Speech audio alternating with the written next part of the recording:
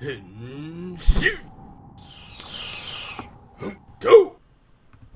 guys, welcome to this episode of the AniMango TokuCast.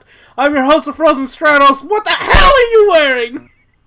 I'm Cinder Blaze. The hat, dude. Makotoa here. Great! Anyways, guys, on today's episode, we're going to be reviewing Loop Hat number 22, and it was surprisingly good! Guys, what'd you think? Probably one of It the was best surprisingly good. Yes, what he said.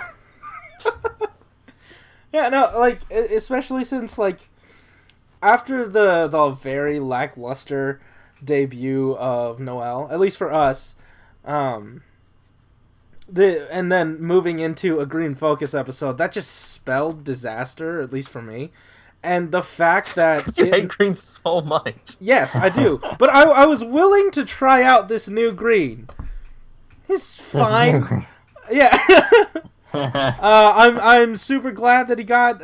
spoilers. He got turned down at the end again. Oh, man. Oh. But they did it well. And They that was did! probably- Yep. I'm glad they're not rewarding that. But, Yeah.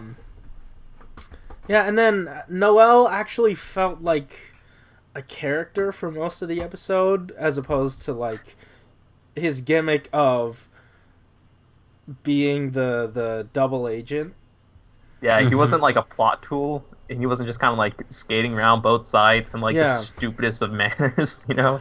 Yeah. Like, they weren't really handling him kind of like going across both sides, because it's just like, they've got to figure it out, right? But no, they got to use like some bullshit excuses to kind of he still like made mischief for both sides. I guess, like, I find it weird how... Because I wasn't able to say this on the shameless plug for the RR The Streets podcast, because there just wasn't enough time, but, like, Noelle, people are saying, like, oh yeah, he shook up the status quo when he sort of just revealed who he was, and he wasn't going to be that double agent. But they did that to shake up the formula, but he ultimately landed in the same place. You know what I mean? I feel like he didn't really shake up the formula all too much. We just have another character, like, in the mix. But there's still going to be, like, the Patrangers doing their own thing, Lupinrangers doing their own thing, and, you know, the plot kind of brings them together and they sort it out in some random way. Like, kind of stuff still happened in this he's episode. like a mutual friend that just knows both groups. Yeah. But he knows both groups' secrets and stuff. He's like... Well, yeah, and like in the episodes prior, he didn't really change the whole dynamic. It's just like they just all kind of hated him. Yeah. And, you know, he didn't really feel like a part of either group. But in this episode, at least, he did feel like he was part of the Patrangers, because, like, his little bond with Sakia. And in that instance, like, the whole thing of him being French and from the country of love and, you know, like, all that, you know, like, his eccentric behavior. Yeah. It fit. It fit really well, and him kind of being Sakia's wingman, in this episode at least, just worked really well, and we kind of got to see, like, a more serious side of him when he actually fucked things up, and just, like, like, the facial expressions especially kind of were really good from the actor, at least. Well, so, not just the facial expression, the hand expression when he was just like, "Urgh," you know, like...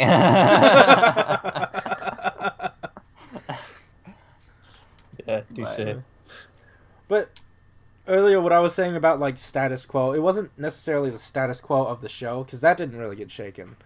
But I meant, like, just the trope overall about having a double agent. Like, they sort of changed that formula, like, oh, hey, he revealed himself to both sides, but they still went into him being a double agent anyway. So it's like we got... They promised something like, oh yeah, it's gonna be different. He's not gonna be a double agent, except, wait, he's a double agent. Yeah, he's still doing double agent things. Yeah, I know! Oh, no, he's a double agent. Yeah. They're just like, well, the Patrangers can't do anything because, you know, of some kind of, like, legal jurisdiction that's going around, and the Lupinrangers, I guess, they think that he's on their side, and he probably is, but we don't know. And that whole conversation with the old dude at the beginning of the episode didn't really help inform us about anything. He just kind of like made this whole trade with the treasures, right? Yeah. But I feel like if we wanted to land in this same place, why not just go with the double agent thing instead of having to jump through these mental gymnastics to get it to make sense that he revealed himself, but also he's still playing both sides? I think but... that Oh, go ahead. It feels like even though he ended up in the same place as if, oh, he's a double agent, like, it's not, whoa, he's a double agent, surprise, twist, this is crazy. It's, oh, he's a double agent, and we're just hanging out now. Yeah.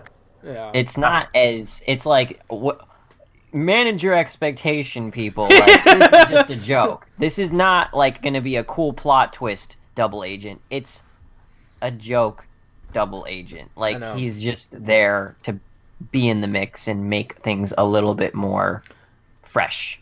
Definitely. You know? Kind of foreshadow other plot elements, but yeah. Whether they'll, deliver on that is to be seen, but I'm remaining hopeful since next episode we're getting like the shakeup of a new squad of villains, which is like 4 guys or something. 4 mean dudes. 4 mean dudes on the other team. Challenging them to a cook-off. Oh my gosh. I'm so ready for that. I am so ready for that too, especially with, Blue's icy gaze that he was just directing towards characters this episode. Like, I needed that, and now I'm gonna get more of it, I'm sure. Mm-hmm. Yeah, I don't think you've ever been more spot on with an analysis. Like every single glance he had was just like, "I'm gonna kill you in your sleep." Yeah, like honestly, if you just change the subtitles for it, like every time he's talking, it would just fit in. Yeah, and like I don't know why, but like Toku has this weird thing where they sometimes do cooking episodes. Like Kabuto stopped its entire show just to do 2 cooking episodes, and so I'm really excited to see what they're gonna do here. Yeah, Q-Ranger had a chef, and what did we get? Baseball. Tacos, but no tacos. But tacos don't have tacos. Exactly. They don't have that. Let's be clear here. But he's gonna be the best chef in the universe, though. Just right. Yeah. Oh yeah. Corey, earlier you referenced like some mental gymnastics that some characters had to go through, or at least the plot had to go through. And don't forget the physical gymnastics of oh yeah, the drone scenes. Oh God! I'm not gonna talk about that. But what do you guys think about Umi this episode, or Umiko? Forgot her name. My God, I said it in the watch along, but she was trying to find every excuse to transform and reveal her identity in order to falsely lead us into thinking that there would be stakes. That's my position. Yeah, I mean, it's not out of character in my opinion, because like if she's got the abilities and she's trapped and there's other people trapped too, she wants to do anything she can to get out, and she had the means, but it was not an ideal situation. So putting Umiko in that situation, I think, out of all the other Lupat Rangers, Lupin Rangers, I can't.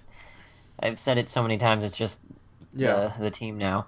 But out of all of them, it makes more sense for her to have that struggle than the other two. Like I think they would have been more composed. So that's because it's happened multiple times in this series. Yeah, and where she's been on the verge of henching. But is this leading into something? Like what? That it might actually happen one of these episodes? I don't know. But, like, I feel like they just wanted this suspense. They needed the suspense, and they chose the character who is not the weakest character, but like the one who would struggle with that the most. And she just barely fit the bill. You know, it was like, we need this plot thing to happen, and she's the one technically most suited to do it. Not necessarily that it's within her character, but technically the most suited for it. And she was just given the short stick and part of that narrative, I guess. I don't know. I mean, are you just salty that we didn't actually get that plot progression as a result? I'm personally fine that it didn't happen, because same. Like, if she reveals her identity at like episode 22, it's gonna accelerate the plot too fast, and then the writers will have to do like bullshit things just to slow. I don't know. I think this is like a weird, kind of dumb way, honestly, to have the reveal happen, in my opinion. No, because like this would be like. I'm just sort of mad that they're pretending to tease it when you can clearly see they're not gonna do it. So like, what's the point if the audience knows and you know? I didn't know when she was the only one in there, and it was a green and yellow episode, kind of. I mean, it was like green and silver, but we didn't know that until he just jumped inside and just kind of crushed my dreams. Oh, I don't know. Like, yeah. Honestly, I never expected that reveal to happen, and like the previews would have said, "Oh, hey, are the Lupinrangers like done in?" This show will not surprise you. It will not surprise you with anything unless they tell you the episode before. Right? So I don't know. I was not expecting them to do it, and they didn't. So. That's fair. That's fair. They would have definitely teased it more if that were the case. But... Yeah.